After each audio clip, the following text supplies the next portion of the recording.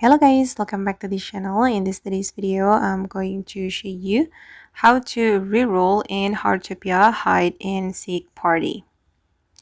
Okay, let's get into it guys. Now I'm in the hide and seek party in Heartopia, and now my role is the mysterious Grimkin.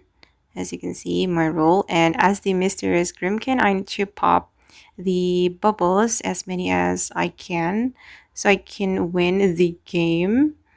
And when we are mysterious Grimkin, guys, we will turn into a pure nature. Now I'm rustic to sit sofa, and I can reroll, but only once. I only have one chance to reroll, so I can be another pure nature. Okay, let's tap on that.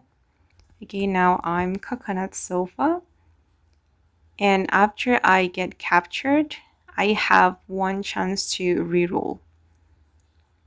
And yeah, just like that.